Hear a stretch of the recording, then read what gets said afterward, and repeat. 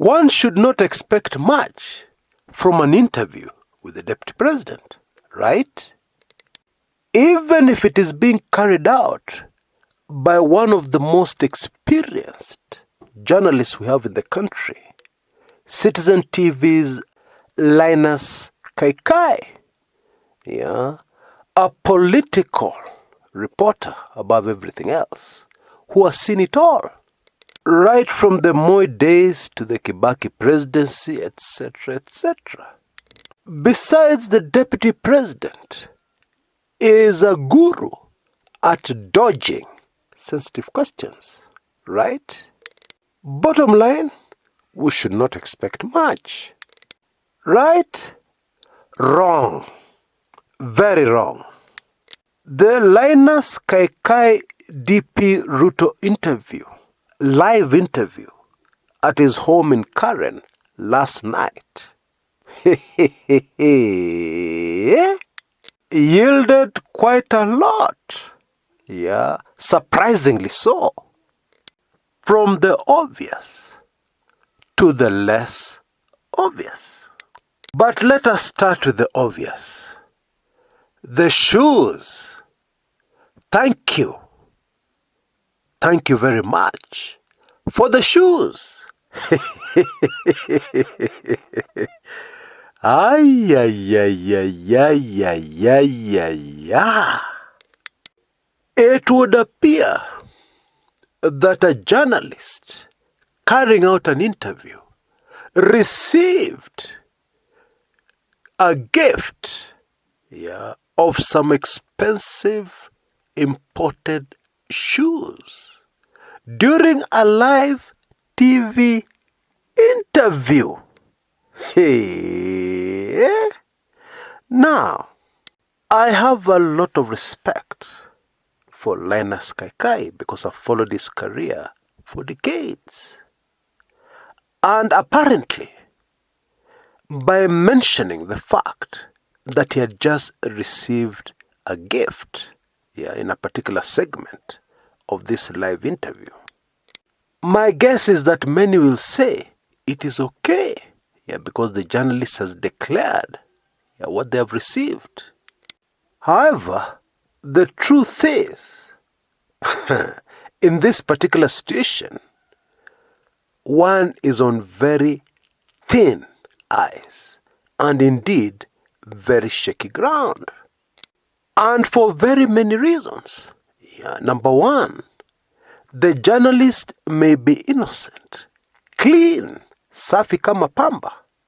But what are the intentions of the person giving out the gift? Let me tell you a brief story. Many years ago, when I was a journalist for the mainstream media, we were summoned by this particular person seeking to promote their product. By we, I mean a journalist from every major media house in the country at that time. Nation, Standard, Nairobi Times, which later became Kenya Times, VOK or KBC. I think that was about it. And our host went to great lengths to make sure we were comfortable. The drinks, the food, etc., etc. And I went back and wrote my story, which was very negative, but the truth. When this person, who had been so nice to us, so nice to me, saw my story, they went berserk. They were so angry. They placed a call to all my editors and all the chief executives and important people in that media house that they could find complaining about my story. They even threatened to stop the advertising campaign in that particular media house, to halt it, cancel it immediately. Now, I was lucky in those days. Yeah, because my editors and bosses were people of integrity. Yeah, nothing happened to me. Some even congratulated me. And this particular person, did not hesitate to show their dislike, loathing for me every time we met after that, even on the streets of Nairobi. But I held my head up high. I was doing my job. I had done nothing wrong. Even though I discovered later that this particular person's company was struggling for survival. A good review for that company was critical at that point in time to save the company from collapse. I, of course, learned all these details later. And in those days, I was young and reckless. But still, I would do precisely the same thing today. Anyway, my point is, what is the motive of the person dishing out the goodies? What is the expectation? What do they expect after gifting you? And then the timing. Why is the gift being given now? During this interview. Why? Why was it not given earlier? Or much later after the interview? Everybody knows that even the hardest, most cynical heart, will always be softened by a gift. A gift will always cause a person to be more sympathetic towards your cause. And this is why, in some instances, the person being offered the gift has the option of rejecting, politely refusing the gift. And so, because of all these reasons, I will not be surprised if this debate, this controversy over the shoes continues for some time. Because a lot of people who are arguing back and forth do not know the players well. But they know the rules. They understand the implications, which I'm afraid don't look good. Because what most people are saying is that after you receive a gift, surely you will go a bit more easy on the person you're interviewing. And of course, that is a very difficult point to argue against. Let us get away from the shoes and move to the other points that came out. In fact, much more important issues that came out, in my view. I found it super interesting that the Deputy President, for the first time, acknowledged that UDA will indeed be his party of choice to vie for the presidency in 2022.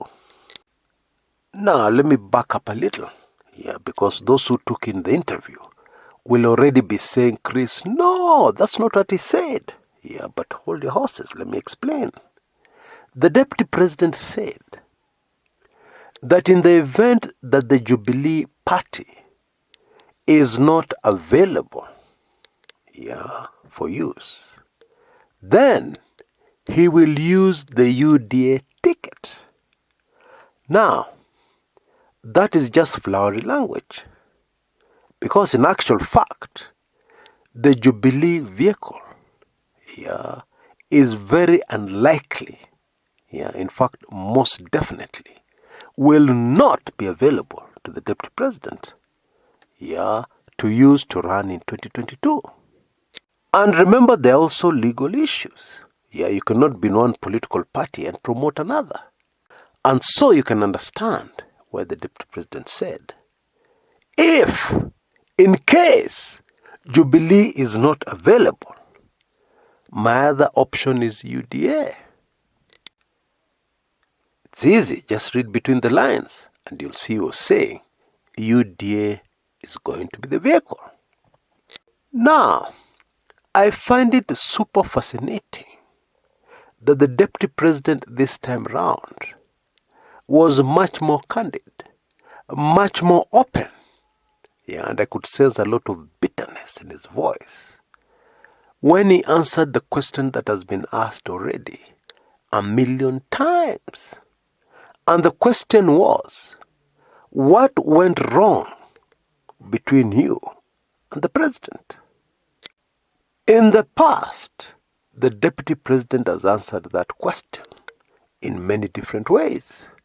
In one version, he has said he is still a very good friend with the president. I spoke to him yesterday. We're always speaking all the time on phone, etc., etc. We are in cabinet meetings together. There's no problem between me and the president.